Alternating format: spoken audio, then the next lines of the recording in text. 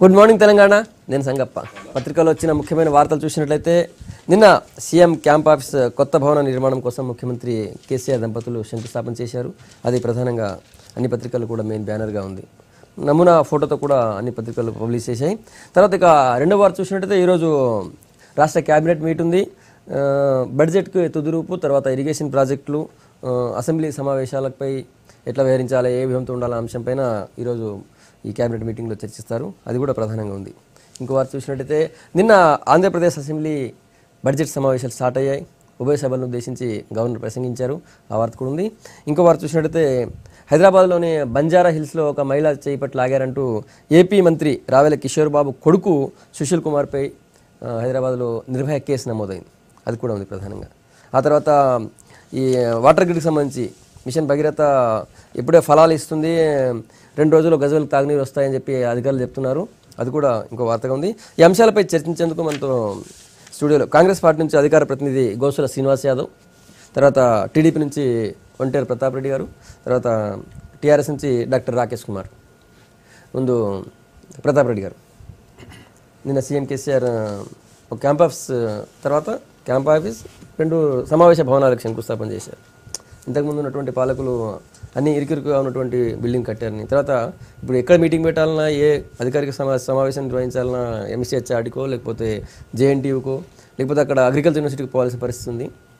విశాలమైనటువంటి సమావేశ మందిరాలు ఉండాలని చెప్పి, అన్ని హంగులతో ఉండాలి, పార్కింగ్ కూడా లేదని చెప్పి క్యాంప్ ఆఫీస్ కొత్త బిల్డింగ్కి శంకుస్థాపన చేశారు. ఎట్లా చూస్తారు? మనము గత 50 సంవత్సరాలుగా 50-60 సంవత్సరాలుగా ఈ రాష్ట్రాన్ని 2 రాష్ట్రాలకు సంబంధించి, అంటే ఆంధ్రప్రదేశ్ తెలంగాణ రాష్ట్రాలకు సంబంధించి 23 జిల్లాలు ఇక్కడి నుంచే పరిపాలించడం జరిగింది. అంటే జూన్లో ఆంధ్రప్రదేశ్ ప్రభుత్వం ఇక్కడి నుంచి కంప్లీట్గా వెళ్ళిపోతామని స్పష్టంగా చెప్తున్నారు. ఇవాళ చెప్పినప్పుడు ఆంధ్రప్రదేశ్ సంబంధించినటువంటి అడ్మినిస్ట్రేషన్ బిల్డింగ్స్ అన్ని కూడా మనం యూజ్ చేసుకోవచ్చు. అదేవిధంగా రాజశేఖర రెడ్డి గారు ఉన్నారు. ఇప్పుడు సీఎం క్యాంప్ ఆఫీస్ కూడా పెద్ద ఎత్తున చాలా పెద్దగా కట్టుకున్నారు. ఇవాళ ప్రజెంట్ సీఎం గారు అక్కడే ఉంటున్నారు. అంటే కావాల్సినంత లొకేషన్ అక్కడ ఉంది, కావాల్సినంత ప్లేస్ కూడా ఇక్కడ మన సెక్రటేరియట్లో ఉంది. ఏ బిల్డింగ్ కూల్చాల్సిన అవసరం లేదు, ఏ బిల్డింగ్ కట్టాల్సిన అవసరం లేదు. ఇలా ప్రజల సొమ్ము దొరలు పరిపాలిస్తే దొరల గడియలు ఏ విధంగా ఉండాలో దాన్ని దృష్టిలో పెట్టుకొని వాళ్ళ బ్రెయిన్ కూడా, వాళ్ళ ఆలోచన కూడా అట్లనే ఉంటుంది. ఎందుకంటే వాళ్ళ దొరలు కాబట్టి వాళ్ళ థాట్ కూడా అట్లనే ఉంటుంది. ఎందుకంటే గడి పరిపాలన ఏ విధంగా ఉండి వైట్ హౌస్ పరిపాలన చేసే విధంగా ఆయన పరిపాలన కోసం అంటున్నారు. అంటే ఇవాళ ఉండండి, అంటే సెక్రటేరియట్లో కావాల్సినంత ప్లేస్ ఉంది. వాళ్ళు వెళ్ళిపోవడానికి రెడీగా ఉన్నారు. జూన్లో వెళ్ళిపోతున్నారు. అక్కడ కావాల్సినంత బిల్డింగ్స్ రెడీ ఉన్నాయి కదా. ఇప్పుడు కనీసం ఆ బిల్డింగ్లల్లో హాళ్ళల్లో ఉండడానికి మనుషులు కూడా ఉండరు. ఇంకా అంటే తెలంగాణ మనది 119, ఇంకా పెంచుకుంటే 153. ఇవాళ 294 అసెంబ్లీలు ఉన్నప్పుడు, 294 మంది ఎమ్మెల్యేలు ఉన్నప్పుడు, దాదాపు 60-70 మంది ఎమ్మెల్సీలు ఉన్నప్పుడు, అంతమందితోని ఈ రాష్ట్రాన్ని పరిపాలించిన అడ్మినిస్ట్రేషన్ బిల్డింగ్స్ అన్నీ మన దగ్గర ఉన్నాయి. ఇవాళ కొత్తగా చంద్రశేఖరరావు గారు సీఎం గారు కట్టుకోవాల్సిన అవసరం లేదు. కానీ వాళ్ళకు వాస్తు కోసం, వాళ్ళ అవసరం కోసం, వాళ్ళ అభివృద్ధి పేరు మీద ఇవాళ వైట్ హౌస్, అంటే అమెరికాలో ఉండేటువంటి అధ్యక్షుడు ఏ విధంగా ఉంటాడో తెలంగాణ ముఖ్యమంత్రి ఆ విధంగా ఉండాలనేటువంటి ఆలోచన వైట్ హౌస్. ఈ పేపర్లో చూస్తే ఆశ్చర్యపోతున్నాం ఈ బిల్డింగ్ చూస్తే. అంటే ప్రజల సొమ్మును ఏ విధంగా దుర్వినియోగం చేస్తున్నారు అనేది స్పష్టంగా కనిపిస్తుంది. ఇలా ప్రజలు నీళ్లు లేక, నిధులు లేక ఆకలితో మండుతుందండి. ఇలా కరువు వచ్చేసి రైతులు రోడ్డు మీద పడ్డారండి. రైతులకు 6 లక్షల రూపాయలు ఇస్తానని చెప్పి ₹1 ఇవ్వలేదండి. రైతు రుణాలు మాఫీ కాలేదు. వీటి మీద ఆలోచించకుండా అన్ఎంప్లాయ్మెంట్ కొట్టొచ్చినట్టు కనిపిస్తుంది. ఈ రాష్ట్రంలో పేదరికం బాగా ఉంది. మన రాష్ట్రం ధనిక రాష్ట్రం అయినప్పటికీ గ్రామాలలో పేదవాళ్ళు చాలామంది ఉన్నారు. వాళ్ళ ఆరోగ్యం హెల్త్ బాగాలేక, లేకపోతే గ్రామాలలో మంచినీటి వసతులు లేక, గ్రామాలలో శానిటేషన్ కరెక్ట్ లేక, గ్రామాలలో పెంకుటిల్లో ఉన్నటువంటి వీళ్ళందరి కోసం కూడా ఆలోచించాలి.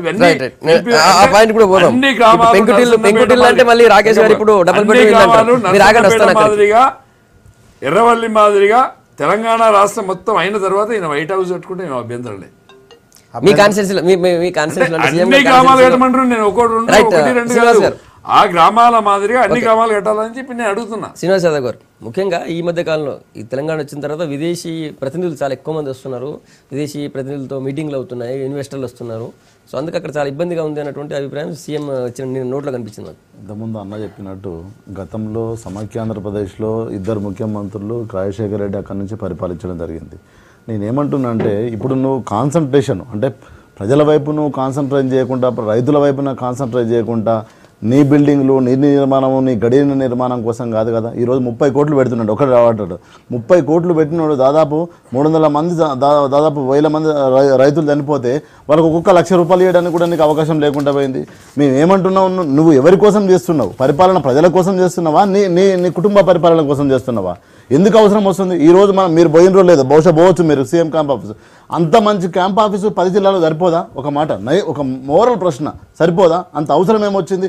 ఒకవేళ నీకు ఆల్టర్నేట్ అవసరం కావాలంటే అంత పెద్ద సెక్రటరియట్ ఉంది కదా, సెక్రటరియట్ ఉన్నాక కూడా నువ్వు ఎందుకు మళ్ళీ ఒక వైట్ హౌస్ లాగా నిర్మాణం చేయాలనుకుంటున్నావు?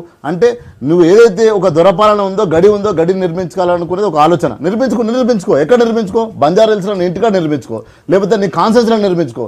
కానీ ప్రజల సొమ్మును వినండి. నేనేమంటున్నా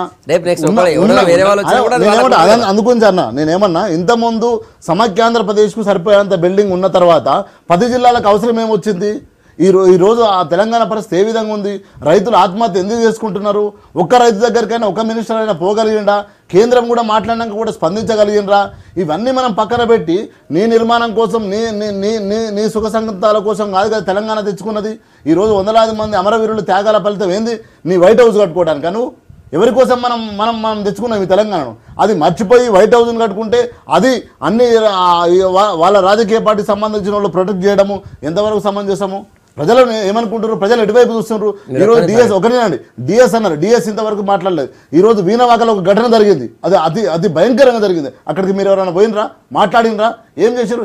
ఇంత అన్యాయంగా జరుగుతుంటే, ఇంత అవమానం జరుగుతుంటే ప్రజలకు, ఇది కాకుండా నువ్వు ఒకవైపు పోయి బిల్డింగ్ సుఖపడుతున్నట్టు ఎట్లా? ప్రజాధనం దుర్వినియోగం అంటున్న ప్రతిపక్షం. ఒకటండి, మొట్టమొదట ఇంతకుముందు మిత్రులందరూ లేవనెత్తిన ప్రశ్నలకు ఇన్ని సంవత్సరాలుగా రాష్ట్రంలో పరిపాలన సాగుతలేదంటే సాగుతుంది. కానీ ఎప్పుడు కూడా ఆదిలాబాద్లో ప్రాజెక్ట్ అంటే ఆదిలాబాద్లో మీటింగు ఇంజనీర్లతోటి, కరీంనగర్లో మీటింగు, నిజామాబాద్లో మీటింగ్, ఏ జిల్లాకు ఆ జిల్లా మీటింగులు జరిగినాయి. కానీ ఎప్పుడు కానీ గోదావరి పరివాహక ప్రాంతం ఉన్నటువంటి అన్ని జిల్లాల ఇంజనీర్లతోటి మీటింగ్ ఇంతవరకు ఎక్కడ జరగలేదండి. కానీ అది తెలంగాణ రాష్ట్రం వచ్చిన తర్వాత జరిగింది. ఎందుకంటే ఒక గోదావరి రివర్లో 1 మినిట్ అండి, లెట్స్ ఐ కంప్లీట్. గోదావరి పరివాహక ప్రాంతంలో ఎక్కడెక్కడ ప్రాజెక్టు కట్టాలంటే, లేకపోతే దానికి డిజైన్ చేయాలన్నా, కృష్ణా పరివాహక ప్రాంతంలో తాగునీటి వసతులు, లేకపోతే అక్కడ ఉన్నటువంటి స్టోరేజ్ ట్యాంక్స్ డెవలప్ చేయాలన్నా కానీ ఇంటర్లింక్డ్ ప్రాజెక్ట్స్ అండి ఇవన్నీ. ఆ ఇంటర్లింక్డ్ ప్రాజెక్ట్స్ గురించి వాళ్ళందరూ ఇంజనీర్లను ఏ రోజు కానీ ఒక ఏఈ తోటి లేకపోతే అంటే కింద వర్క్ సూపర్వైజర్ తోటి మాట్లాడిన కల్చర్. లెట్స్ ఏ కంప్లీట్ అన్న, మీరు అడిగిరు, మీరు చెప్పిర్రు, మేము మాట్లాడినివ్వండి. మీరు ఏం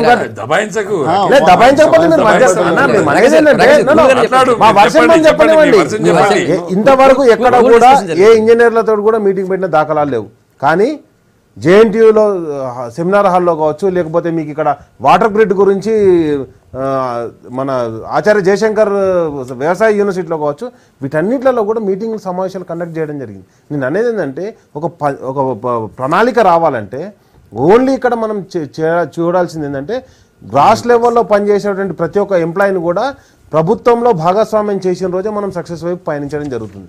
ఈరోజు రేపు పొద్దున మహారాష్ట్రతోటి మనం అగ్రిమెంట్కి పోతున్నాం. అగ్రిమెంట్ పోయే ముందు అక్కడ ఉన్నటువంటి అందరూ ఇంజనీర్లతో మాట్లాడే విధంగా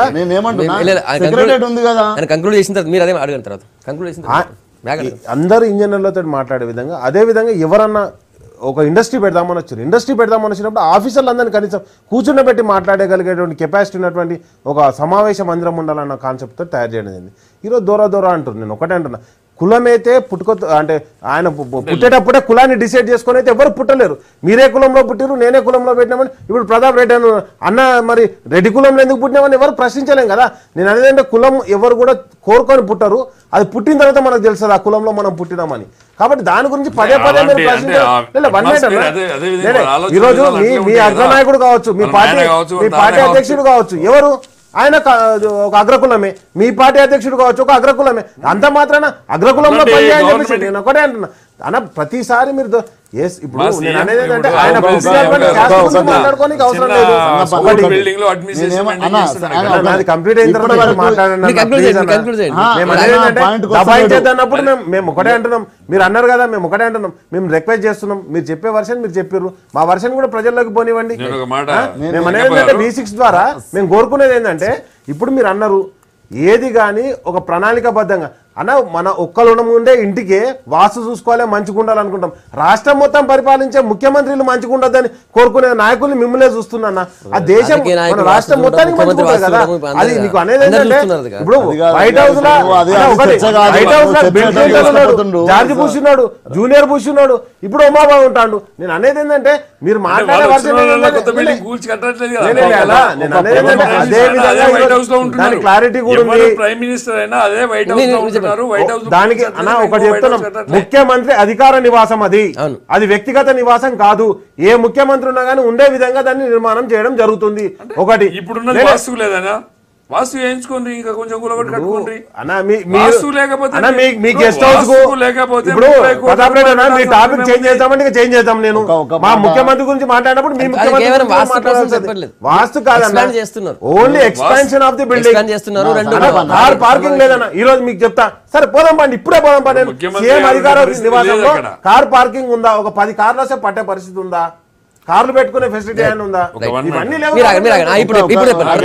ఒక్క ప్రశ్న ఒకటి, ఇప్పుడు ఇంతవరకు ఇంజనీర్ల మీటింగ్లు జరగలేదు, ఎప్పుడు జరగలేదు, ఏం కాలేదు. ఇంత డెవలప్మెంట్ అది ఏ ప్రభుత్వం చేయని, టీడీపీ అని, కాంగ్రెస్ చేయని, ఇంకో ప్రభుత్వం చేయని, XYZ ప్రభుత్వం ఇంతవరకు ఇంజనీర్లతో మీటింగ్లు పెట్టుకోకుండానే ప్రభుత్వాన్ని రన్ చేసి లేకుండా జరిగిందా?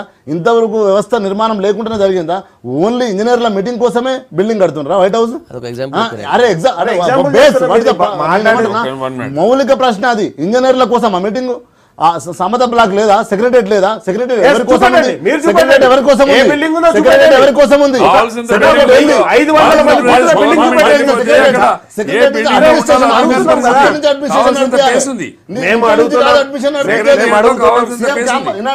సీఎం క్యాంప్ ఆఫీస్ నుంచి కాదు అడ్మినిస్ట్రేషన్ నడిపించేది.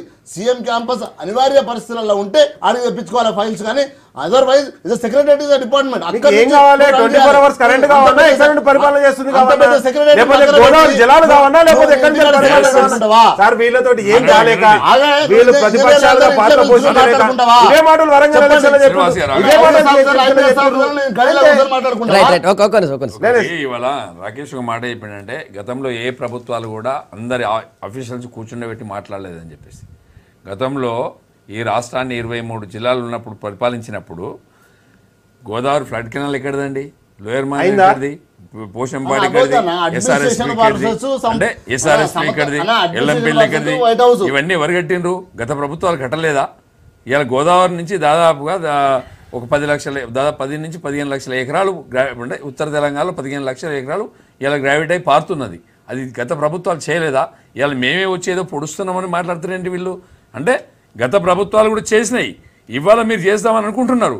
రైట్, కాదనట్లేదు. మన పోరాటం ఏంది? తెలంగాణ రాష్ట్రంలో దాదాపుగా ఉన్న డివిజన్లలో 16-17 డివిజన్లలో వాటర్ లేదండి. మెదక్ డివిజన్, సంగారెడ్డి డివిజన్ ఇట్లా లెక్క పెట్టుకుంటే ఒక 16-17 డివిజన్లు లేదు. అటు వరంగల్లో వరంగల్ బారుతుంది, ఖమ్మం బారుతుంది, కరీంనగర్ ఫార్ట్ ఆఫ్ కరీంనగర్ బారుతుంది, అటుపోతే ఫార్ట్ ఆఫ్ మహబూబ్ నగర్ బారుతుంది. ఇవన్నీ తెలంగాణ రాకముందు చేసిన ప్రాజెక్టులే కదా. ఇలా 32 పెండింగ్ ప్రాజెక్టులు ఉన్నాయి. వాటిని అన్ని రీడిజైనింగ్ చేస్తున్నారు. ఏంటండి చాలా చోట్ల సాగునీరు అయితే లేదు. అంటే లెక్క చెప్తానండి, 16 డివిజన్లో డ్రౌట్ ఉన్నది. 16 డివిజన్లు కంప్లీట్ చేసుకోండి. గతంలో చంద్రబాబు నాయుడు గారు వరంగల్లో హెలికాప్టర్ పోయి కొబ్బరికాయ కొడితే అవహేళన చేశారు. ఇలా అదే తెలంగాణ ప్రభుత్వం ఇలా చెరువులు నింపుకుంటుంది.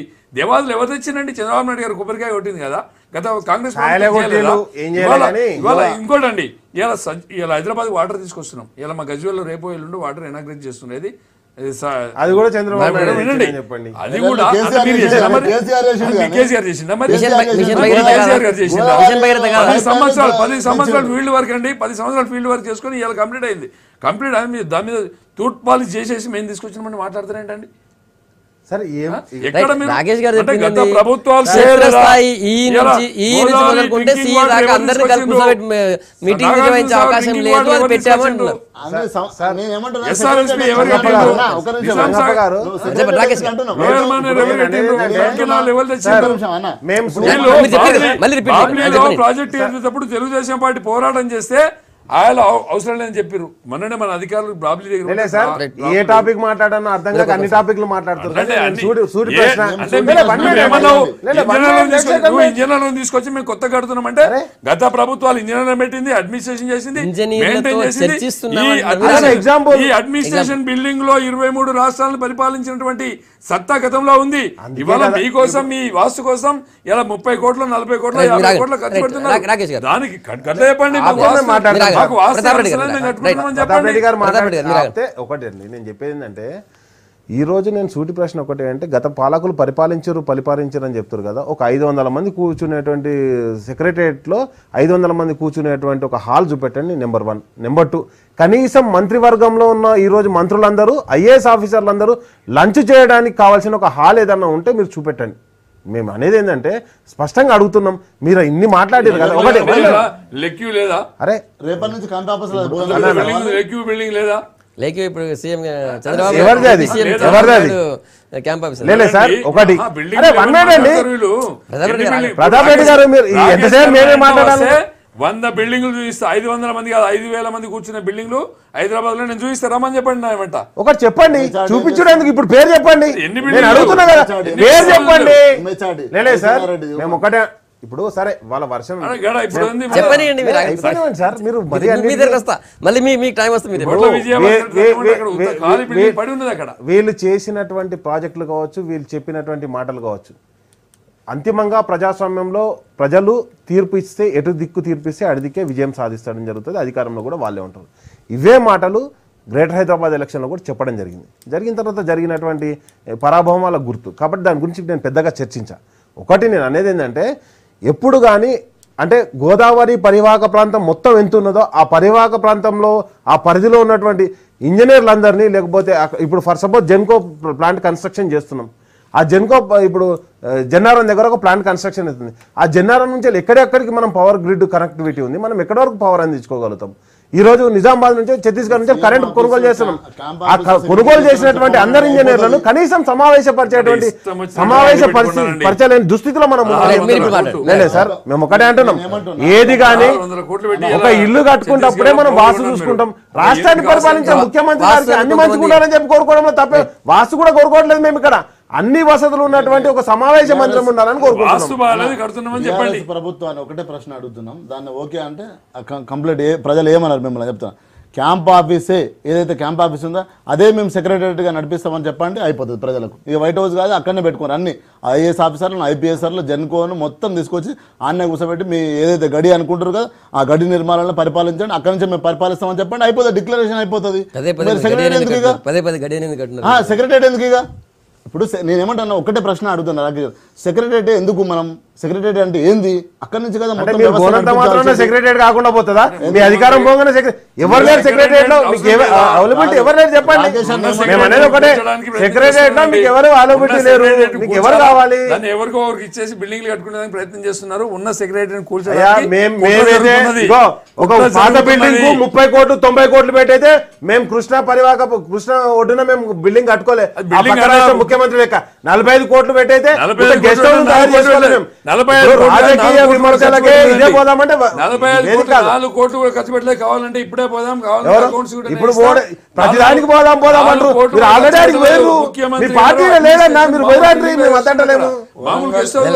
విశాఖ తీరంలో 3 రోజుల సదస్సు కోసం 125 కోట్లు ఖర్చు పెట్టినారు. అక్కడ మళ్ళీ టెంపరీ ఫ్యాబ్రికేటెడ్ బిల్డింగ్ ఇది తర్వాత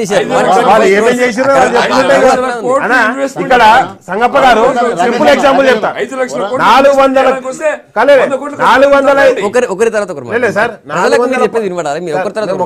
410 కిలోమీటర్లు గోదావరి పరివాహక ప్రాంతం ఉంటే పుష్కరాలకు మేము 600 కోట్లు ఖర్చు పెట్టాం. ఓన్లీ 125 కిలోమీటర్ల పరివాహక ప్రాంతం ఉన్నటువంటి ఆంధ్రలో 1600 కోట్లు ఖర్చు పెట్టారు. అంతే కదా. దానికంటే మేము గొప్ప ఎగ్జాంపుల్స్ ఏం చెప్పాం. గోదావరి కృష్ణ ఒడ్డున గెస్ట్ హౌస్ కావచ్చు, లేకపోతే 27 మందిని చంపినటువంటి ఘనత, ఇక అవన్నీ చెప్పాం. దుర్వినియోగం అంటున్నారు, మేము ఎంత ఆదా చేస్తున్నామో చెప్తున్నారు. మేము ఎట్లున్నామో మేము చెప్తున్నాం. దాంట్లో కూడా 600 కోట్లను కూడా మేము లెక్క చెప్తాం. 300 కోట్లు R&B రోడ్లకు ఇచ్చినాం, 125 కోట్లు ఏది పంచాయతీరాజ్ రోడ్లకు ఇచ్చినాం, మిగతా స్థాన ఘట్టాలకు ఓన్లీ 100 కోట్లు ఖర్చు పెట్టినాం. స్పష్టంగా లెక్కలతో సహా ఈ రోడ్ అయితే మేము ఎత్తుకోం కదా. నేను చెప్తుంది ఏంటంటే మా ప్రభుత్వ నిబద్ధత, మా ప్రభుత్వంలో ఉన్న ప్రజల మీద కన్సల్ట్ ఏ ప్రభుత్వానికి లేదండి. రైట్. సంగప్ప గారు ఈయన ఒక మాట చెప్పిండు, 600 కోట్లు 1600 కోట్లు అండి కదా. గత ప్రభుత్వం ఇక్కడ ఉన్న గత ప్రభుత్వాలు ఉన్నప్పుడు, గత ప్రభుత్వాల్లో కూడా పుష్కరాలు వచ్చినప్పుడు తెలంగాణ ప్రాంతంలో పెద్ద ఎత్తున అభివృద్ధి గోదావరి పరివాహక ప్రాంతంలో చేసి ఉన్నారు. ఇలా చేయడానికి లేదు కాబట్టి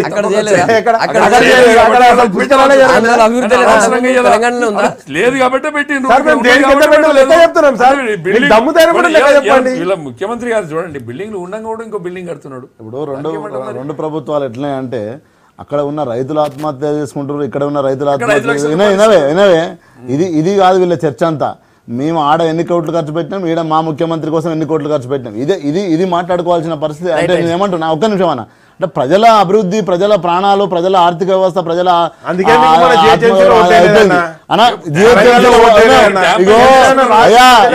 మళ్ళా నువ్వు అటు పోకు. ఒక్క నిమిషం, లాస్ట్ చివరి మాట, ఒక్క మళ్ళీ చర్చిద్దాం.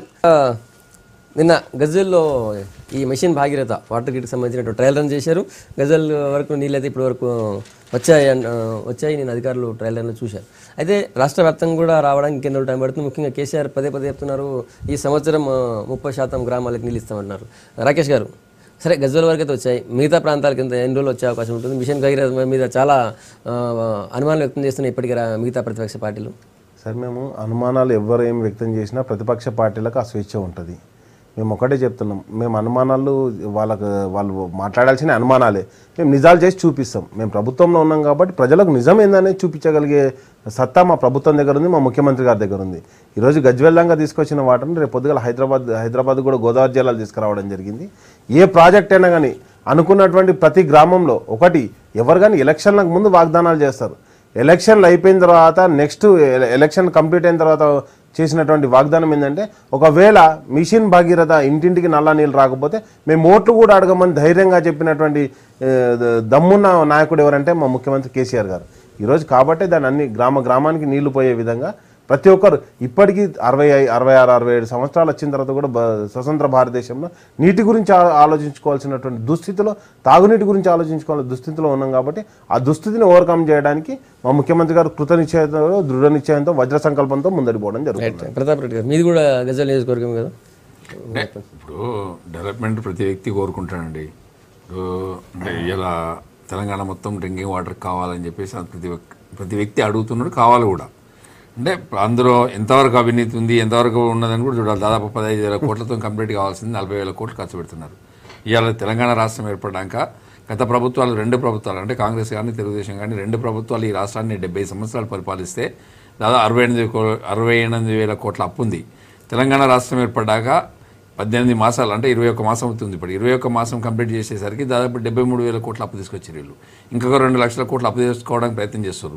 అప్పులు చేసే ప్రయత్నంలో భాగంగానే అభివృద్ధి అని మాట్లాడుతూ ఉన్నారు.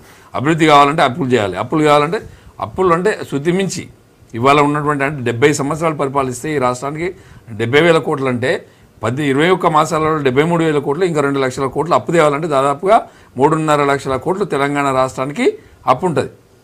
అంటే ఒక జిల్లా మీద 35,000 కోట్లు, ఒక్కొక్క కాన్స్టిట్యూన్సీ 3,500 కోట్లు. మీరు నీటి గురించి అడిగారు, మీరు ఇష్యూ గురించి చెప్పకుండా వాళ్ళకి తోచింది చెప్తున్నారు. సంతకాలు అడగట్లేదండి. అడిగేదేంది సంగప్ప గారు, మీరు స్పష్టంగా అడిగారు తాగునీరు ఇవ్వన్నా ఇవ్వద్దా, దానికి ఆన్సర్ చెప్పండి. తాగునీతి వెనక ఇప్పుడు తెల్ల బట్టల వెనకాల మచ్చలు కూడా ఉన్నాయని చెప్తున్నా నేను. ఇవాళ తెల్ల బట్టలు వేసుకొని పోతే లోపల ఏముందనేది తెలియాలి కదా ప్రజలకి. అంటే పెద్ద ఎత్తున అవినీతి పాల్పడ్డారు. ఇంకోటి ఏంటంటే ఇవాళ డ్రింకింగ్ వాటర్ అవసరము. డ్రింకింగ్ వాటర్ అంటే మీరు ఇవ్వడం ఏంటంటే ఆల్రెడీ గత ప్రభుత్వాలు ఆల్రెడీ చేసి అంటే ఇవాళ గోదావరి వాటర్ ఎక్కడికి వెళ్ళి వచ్చిందండి, ఇవాళనే వచ్చేసిందా? ఇప్పుడు మీరు టీవీలో చూస్తున్నారు ఆ డ్రింకింగ్ వాటర్ అవన్నీ కన్స్ట్రక్షన్ ఇవ్వాలి అయిందా? అది ఈ 18 మాసాలనే అయిందా? దాదాపు 10 సంవత్సరాల నుంచి కష్టపడి ఏది 10 సంవత్సరాల నుంచి 10 సంవత్సరాల నుంచి 100 కిలోమీటర్ల పైప్ లైన్ వేయడానికి 10 సంవత్సరాలు 20 సంవత్సరాలు కావాలా సార్? 100 ఎందుకు?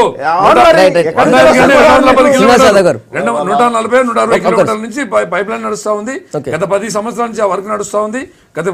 కంప్లీట్ అయిపోయిందని ఇలా మీరు వచ్చి ఇనాగ్రేషన్ చేస్తున్నారు. అది మేము చేసిన మీ టీవీలలో, మీ ఛానళ్ళలో, మీ పత్రికలలో చూపించుకుంటున్నారు. గత ప్రభుత్వాలు చేసిన చెప్పండి. ఈ రోజు గోదావరి ఏదైతే నీళ్ళు వస్తున్నాయని వీళ్ళు మీటర్ నొక్కి నీళ్లు చల్లుకొని ప్రచారం చేసి గ్రేటర్ హైదరాబాద్ ఎలక్షన్లో ఏం జరిగిందో అందరికి తెలుసు. నేనేమంటున్నానంటే స్పష్టంగా అంటే అది ఏం జరిగిందో చెప్తాను, దాన్ని కూడా చెప్తా. అంటే ప్రచారం అంటే ఒకరు పనిచేస్తే అంటే నిజాలు ఎప్పుడు కూడా చరిత్రలో లిఖించబడి ఉంటాయి. ఈరోజు వాళ్ళ దగ్గర ప్రభుత్వం ఉందని వాళ్ళు చేయొచ్చు. ఈరోజు ఎల్లంపల్లి ప్రాజెక్టు కట్టింది ఎవరు? ఈరోజు ఎల్లంపల్లి నుంచి ఇక్కడి వరకు నీళ్లు తీసుకొచ్చింది ఎవరు? అక్కడి నుంచి పైప్ లైన్ తీసుకొచ్చి ప్రాసెస్ చేసింది ఎవరు? ఈరోజు మీటర్ నొక్కగానే కరెంట్ స్విచ్ ఆన్ చేసి నీళ్ళు చల్లుకొని నీళ్లు తెచ్చినామని రేపు రిబ్బన్ కట్ చేసడం కాదు కదా. ఇదంతా ప్రజలకు తెలుసు కదా. నేనేమంటున్నా అంటే ప్రజలు ఏ ప్రభుత్వం ఉన్నా అభివృద్ధి చేయాల్సింది చేస్తుంటుంది. కానీ మీరు గతంలో చేసిన దాన్ని కూడా మేమే చేసినామని చెప్పుకోవడం వల్ల చాలా ఎట్లుంటుంది అంటే అది పీసీ సర్కార్ మాటల లెక్క అయితే మొత్తం. ఈరోజు కేసీఆర్ అన్నారు మొత్తం బెడ్రూమ్లో ఇల్లు కడతా అన్నాడు, రైతుల రుణమాఫీ అన్నాడు. 18 నెలల్లో మరి ఏం చేసిండు ఒకసారి ఆలోచించండి. మనం నిజాలు మాట్లాడుకుందాం, ఏదో అబద్ధాలు. ఈరోజు ఒక్కసారి మేనిఫెస్టోలో ఏం పెట్టిండు? ప్రాణహిత సేవల ప్రాజెక్టు జాతీయ హోదా తీసుకొస్తాడు. అదేవిధంగా KG to PG అన్నాడు. అదేవిధంగా రైతుల రుణమాఫీ అన్నాడు. నేనేమంటున్నా అంటే గత ప్రభుత్వాలు చేయకుండా, గత పాలకులు చేయకుండా ఇక్కడ నేనే చేసిన అనుకోవడం తప్పు. నువ్వు చేస్తాను అనుకున్న ఏం చేసినావు ఇప్పుడు? ఈరోజు ఒక్క నిమిషం, సంవత్సరం క్రితం వరంగల్ పోయిండు, రిబ్బన్ కట్ చేసిండు, డబుల్ బెడ్రూమ్ కట్టి ఇల్లు కట్టుకుందాం, మేకపోతును కోసుకుందాం, దావత్ చేసుకుందాం, మంచిగా మనం తిందాం అన్నాడు. ఈ రోజు సంవత్సరం అయింది, ఒక్క ఇల్లు కట్టగలిగిన. నేనేమంటున్నా ఒక్క నిమిషం ఆగే టూత్ పాల్ అన్న అట్లా ఎర్రవెల్లి ఆయన చెప్పిన మాటలు నేను గుర్తు చేస్తున్నా. నేను మాటలు కాదు, అన్న కాదు. అదేవిధంగా ప్రజల్ని నమ్మించడానికి నేను ఎర్రబలి పోయాడు అన్న. అదేవిధంగా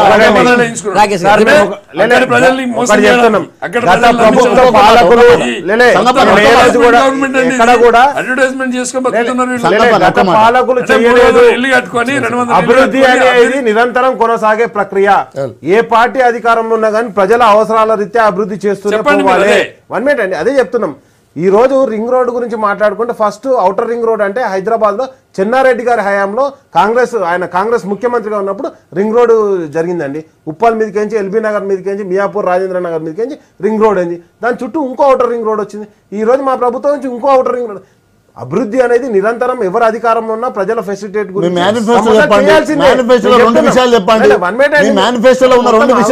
మాట్లాడండి. నేనేమంటున్నా, మీరు నీళ్ళు తెచ్చినట్టు ఒప్పుకుందాం సార్. నేను చెప్పేది ఏంటంటే ఏ అభివృద్ధి కానీ ఏ ప్రభుత్వం అధికారంలో ఉన్నది, ప్రతి ఒక్కరు ఆ అభివృద్ధిని నిరంతరం కొనసాగిస్తూ ఉండాలి. మీ ప్రభుత్వం చేసింది కానీ అభివృద్ధిని ఆపేస్తామనే హక్కు ఏ ప్రభుత్వానికి లేదని చెప్తున్నాం. మా ముఖ్యమంత్రి గారు అంత విశాల దృక్పథం ఉన్నోళ్ళు కాబట్టి ఏ పనినైనా కానీ మీరు ఏవి కంప్లీట్ చేయకుండా ఉంచారు, వాటిని అన్నిటి కూడా సత్వరం కంప్లీట్ చేయడం మా ప్రభుత్వంలో జరుగుతుంది. కాబట్టి మేము ఒకటే చెప్తున్నాం. కానీ మీ ప్రభుత్వాలు ఎందుకు కంప్లీట్ చేయాలని ప్రజలు ప్రశ్నిస్తున్నారు. అందుకే ప్రజలకు మీ గురించి చెప్తున్నామే. ఏంటంటే కంప్లీట్ ఎందుకు చేయలే 10 సంవత్సరాల మేము కంప్లీట్ చేస్తున్నాం అంతే. కరెంట్ అందించగలిగిరా? 24 hours కరెంట్ అందించగలిగిరా? గతంలో 15 సంవత్సరాల క్రితమే 9 గంటల కరెంట్ ఇచ్చినాం మేము.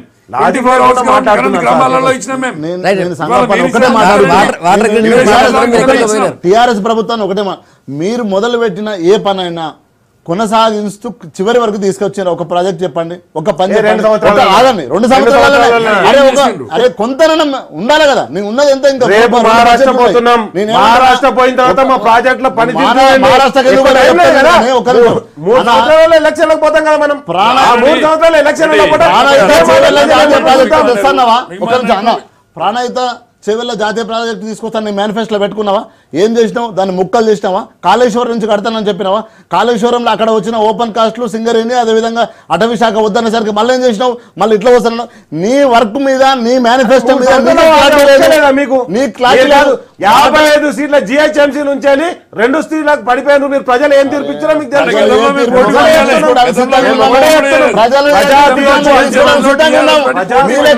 మేము మెట్రో తీసుకొస్తే మీ KTR ఫోటోలు దిగి ఫ్లెక్సీలు పెట్టుకోరా మేము మా ఫ్లెక్సీలు తీసేయమని చెప్పి మెట్రో కంప్లీట్ చేయాలని అరే ప్రజలు ప్రభుత్వాన్ని. అరే ఎవరు కంప్లైంట్ చేశారు మీరు కంప్లైంట్ చేశారు మీరు కంప్లైంట్ చేశారు మేము మెట్రో కేజీ టూ పీజీ ఏది ఎక్కడైనా ఓపెన్ చేసిరా కేజీ టూ పీజీ ఒక్క స్కూల్ ఓపెన్ చేసిరా కష్టమండి. అరే ఏం నిజం అడుగుతారు భయపడతారు ఎందుకు నిజం అడుగుతారు వేరే చిన్న రిక్వెస్ట్ లోకేష్ బాబు రాకేష్ రాకేష్ నేను ఒక మాట చెప్తున్నా. ఇవాళ 1200 కంపెనీలు హైదరాబాద్లో ఐటీ కంపెనీలు ఉన్నాయి, 1200 పైచీలకు ఉన్నాయి, దాదాపు 480 ఫార్మా కంపెనీలు ఉన్నాయి. ఇవాళ ప్రపంచంలో హైదరాబాద్ టాప్ ఇది ఫార్మాలో కానీ ఐటీలో కానీ అంటే టాప్.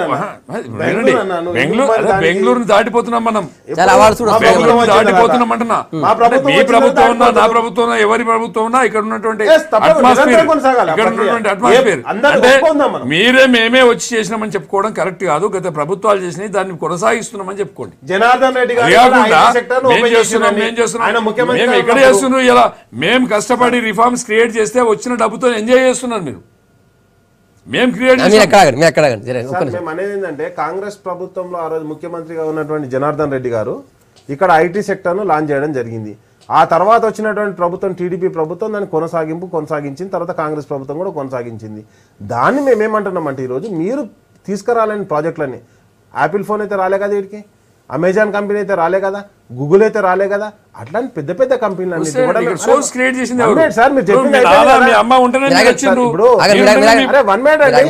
ఒకటి మేము చెప్పేది ఏంటంటే ప్రతి ఒక్కటి ఏవైతే ఉన్నాయో ఇక్కడ ఉన్నటువంటి ఏ ఫెసిలిటీస్ అయితే ఉన్నాయో ఇక్కడ ఆ ఫెసిలిటీస్ అన్ని అభివృద్ధి చేసే దిశగా మా ప్రభుత్వం పోతుంది తప్పితే మేము అనేది ఏంటంటే గత ప్రభుత్వాలు మొత్తానికి అసలు కొంతవరకు చేశారు కానీ చేయాల్సినంత చేయలేదనే మేము ప్రజల దగ్గరికి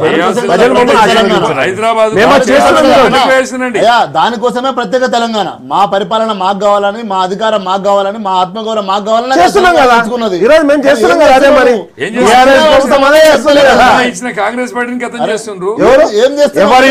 దయచేసి 66 పార్టీల దగ్గర తెలంగాణ కోసం పోరాటం చేసినటువంటి ఇప్పుడు అధికారంలో ఉన్న పార్టీ ఏ పార్టీ ఉంటే ఆ పార్టీ పార్లమెంట్ బిల్లు పెట్టింది. మేము ఒకటే కాంగ్రెస్ పార్టీ మద్దతు లేకుండా లేకపోతే బీజేపీ పార్టీ మద్దతు లేకుండా తెలంగాణ వచ్చిందని ఎవరు చెప్పట్లేదు. కానీ అన్ని పార్టీల మద్దతు కూడా కట్టింది మా నాయకుడు కాబట్టి ఈరోజు రాష్ట్రానికి ముఖ్యమంత్రి అయ్యిండు. మా నాయకుడే లేకపోతే మరి ఇన్ని సంవత్సరాల నుంచి కాంగ్రెస్ పార్టీ అధికారంలో ఉండగా మరి ఎందుకు తెలంగాణ ఇవ్వలే? నేను అనేది ఒకటే 69లో తెలంగాణ ఇవ్వచ్చు కదా, కాంగ్రెస్ అధికారంలో ఉన్నప్పుడు 2004లో తెలంగాణ ఇవ్వచ్చు కదా, 2014 ఇచ్చిందంటే ఒకటే. కాంగ్రెస్ తెలంగాణ ఇవ్వలేదంటే కరెక్ట్ గా కాంగ్రెస్ తెలంగాణ ఇవ్వలేదని చెప్పట్లేదు.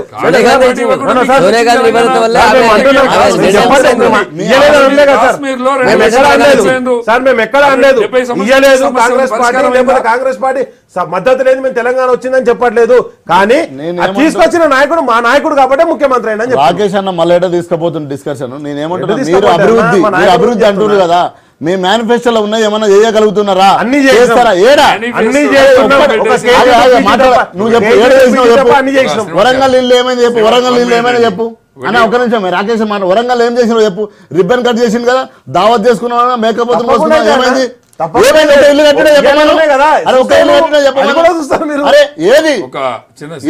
శ్రీనివాస్ గారు వీళ్ళు సమగ్ర సర్వే చేసిండ్రు, ఏమైంది? మన గ్రామం మన ప్రణాళిక అన్నారు, ఏమైంది? గ్రామ జ్యోతి అన్నారు, ఏమైంది?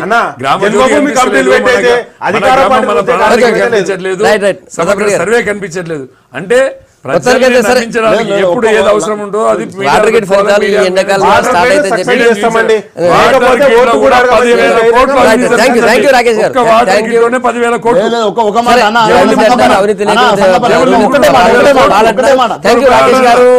ప్రతాప్ రెడ్డి గారు రేపు మార్నింగ్ మళ్ళీ ఇదే టైం కలుద్దాం. Stay tuned.